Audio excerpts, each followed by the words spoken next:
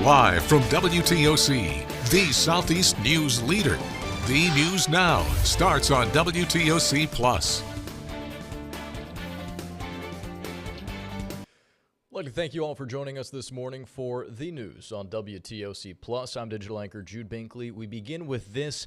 Chatham County Police and Fire are investigating how a car ended up nearly 20 feet into the marsh. This happened at around 7 last night off Highway 80 near Johnny Mercer Way. First responders on scene say one man was taken to the hospital with injuries. It took about an hour to tow the car out of the marsh. We are still waiting to find out what exactly caused this crash. You can stay with WTOC for updates. Well, today, 2 suspects charged in connection to a fatal hit-and-run in Chatham County have a court hearing. Miguel Reyes Castro and Olvin Ramos have a preliminary hearing at 2 this afternoon in Chatham County Recorder's Court. Both face charges in the hit-and-run death of 14-year-old Marcus Anderson, who was riding an electric bike near Glade Street and Ferguson Avenue in December when he was struck and killed. Castro is charged with vehicular homicide. Ramos is charged with being party to a crime. Make sure you stick with WTOC for updates as we learn what happens. Well, a major federal drug bust trafficking operation resulted in 55 arrests in Georgia and multiple other states. The FBI Atlanta field office led the effort yesterday, executing search warrants in Glenn County and beyond. More than 150 special agents and deputies from multiple agencies participated in the early morning raids.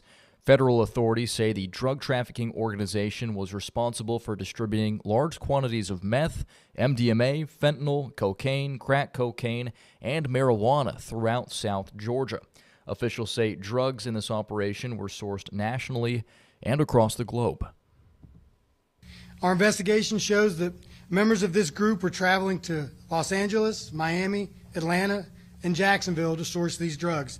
Additionally, one of the indicted subjects communicated with a supplier in China having drugs shipped directly to Brunswick.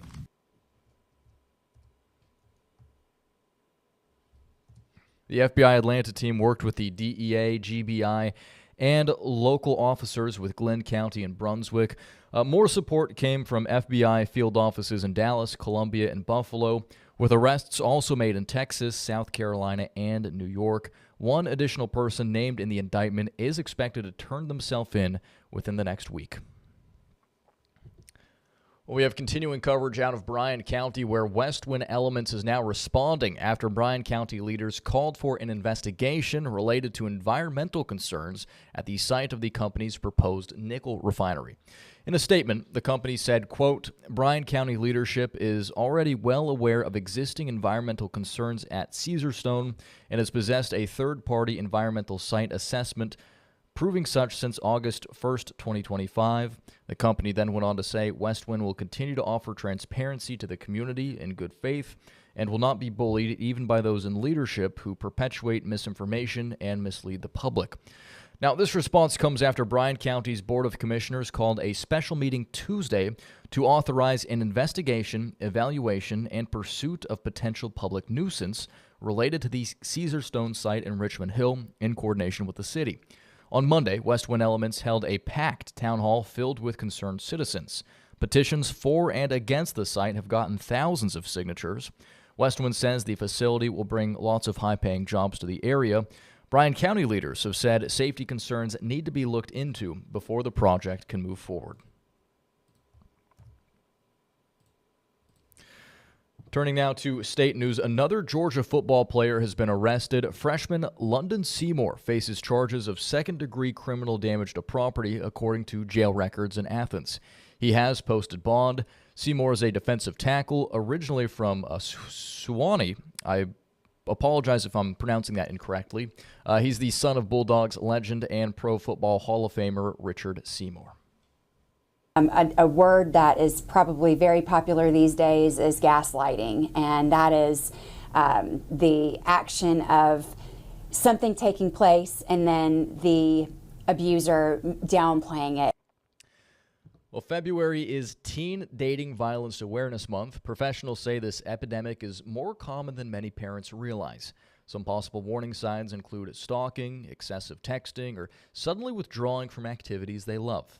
And statistics show 1 in 3 teens will experience dating violence. The Sexual Assault and Violence Education Task Force in Columbus says this often starts with warning signs that look like affection but are actually control. Look out for people that start to withdraw or start to not find joy in things that they used to find joy in. So if they were an athlete or if they were in theater or music and they're no longer interested in those things and they're really focusing on an unhealthy relationship, that's definitely a warning sign. SAVE educates staff and students on sexual and dating violence. Hope Harbor says it's not just women who are victims, more men come in for help as well.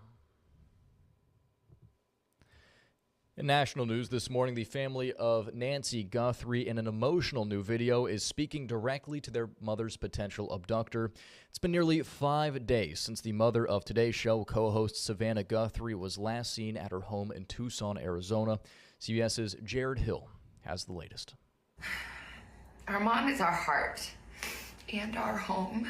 In a gut-wrenching new video, Today's Show co-host Savannah Guthrie, her brother and sister are pleading for their mother, Nancy, to be returned safely. Mama, if you're listening, we need you to come home.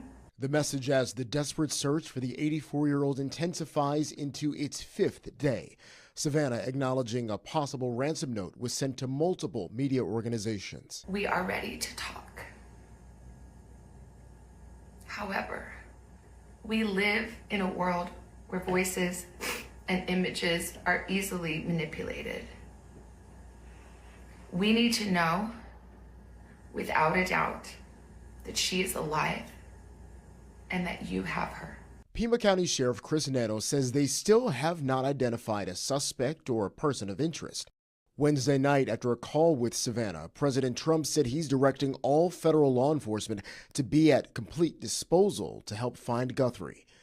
Wednesday, investigators were back at her home in Tucson canvassing for clues as the community lifted the Guthries in prayer. Just truly bowing together to wish and hope Nancy comes home. A hope held fast by her children. We will not rest. Your children will not rest until we are together again. Jared Hill, CBS News. And we do now have extensive coverage on the search for Nancy Guthrie right here on WTOC Plus. There's a tab on our Roku and Smart TV app that features live reports from Arizona, direct interviews with the Pima County Sheriff, as well as a deeper look into this investigation. You can stream that now on WTOC Plus. Turning now to politics, we're taking a live look right now at the nation's capital on the right of your screen, where affordability has been named one of the top issues for 2025. Lawmakers in both chambers are working to tackle one of the root causes of the cost crisis, which is the high price of prescription drugs. Washington correspondent Katrin Assaf has more on those different tactics taking place to protect patients and hold those increasing prices accountable. I'm really, really happy today. But I want to say again, this is just the beginning. A cause for celebration and a launching point for reform. When President Trump Tuesday signed the 2026 appropriations package into law, the stroke of his pen did more than just fund the government. It launched a full-scale attack on the business practices of PBMs, pharmacy benefit managers who are key in determining drug prices. What they have done is to narrow the options and increase the cost. Through acting as middlemen between insurers and patients, PBMs have long incentivized higher prices, with their income linked to the cost of prescription drugs. But a rule added to the appropriations package would sever that tie, promising to lower the high cost and expand transparency and accessibility. It was a win for health care. This was big. Wednesday morning, a bicameral group of Republicans celebrated the progress made, but they weren't the only ones.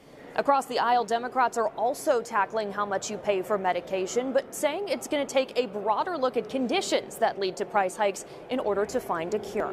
When Big Pharma gets richer off the backs of a grandmother struggling to pay for cancer medication, that system is broken. Even though PBM reform was a bipartisan issue, the Blue Party wants to take it further.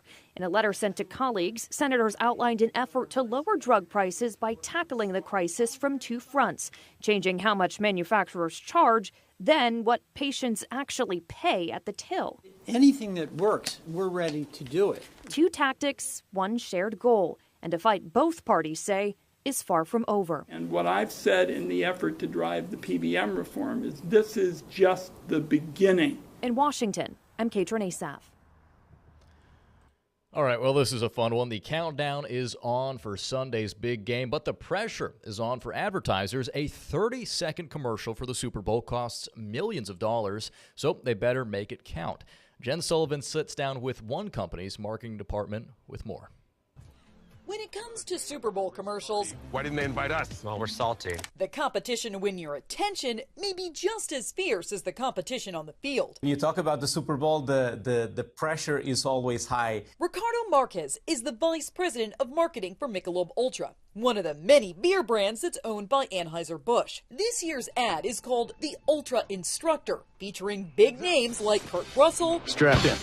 And Lewis Pullman, who skis against NHL player and former Olympian TJ Oshie and gold medalist Chloe Kim for the ultimate prize, not having to pick up the bar tab. Here we have the opportunity to connect with an audience of 100+ million consumers. Last year, more than 127 million people on average in the U.S. tuned into the Super Bowl, according to Nielsen. It's consistently the most watched event on television every year. For marketing companies, it's a whole year of planning on the line that boils down to 30, or in this case 60, seconds on the clock. This was a multi-month process. And it comes with a multi-million-dollar price tag. NBC, which is carrying the big game this year, says some companies are paying upwards of $10 million for a 30-second spot.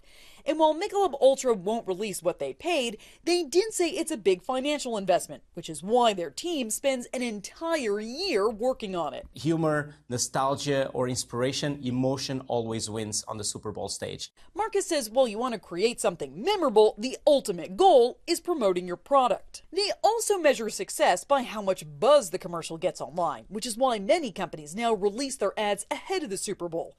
And Monday morning, it's back to the drawing board to come up with next year's big idea. For Consumer Watch, I'm Jen Sullivan. All right, here's your Jude fun fact of the day. When I was a teenager, I did a little bit of acting. I lived in Los Angeles, and most of the projects I worked on were commercials.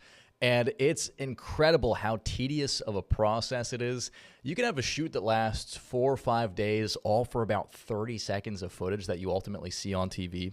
I remember one of the crazy stories was I probably shouldn't say the name of the company. I apologize. But I was doing a commercial shoot for a pretty large food brand. And there was one shot we had to do where it was me and some other teens getting into a car, eating some food. Really simple shoot. The director had a counter next to one of the cameras, and he said, okay, boys, we're going to do this 100 times. So we acted through the same, 15, 20 seconds, 100 different times, essentially doing the same thing. And it's all for like that one specific perfect take where everything goes right. But it's crazy how you can spend days on set for, what's ultimately a 30-second commercial. So there's your little bit of lore and history about me for the day.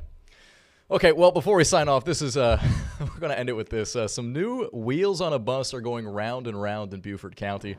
The school district unveiled a new traveling preschool bus at Port Royal Elementary School yesterday. This will be the third traveling school bus the district has used since 1996. The bus will make stops at grocery stores and other places across the county, and it will help families better understand school readiness, answer any questions, and provide resources.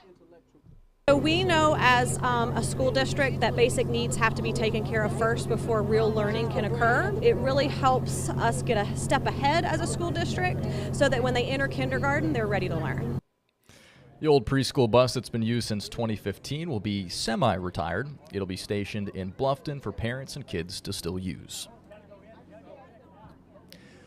All right, and with that, we're going to wrap things up this morning for the news on WTOC Plus. Thanks for spending part of your morning with us. We'll be back in just about 45 minutes for another round of stories. In the meantime, you can always head on over to our website for the latest updates at WTOC.com. Thanks for watching, and here's Local News Live.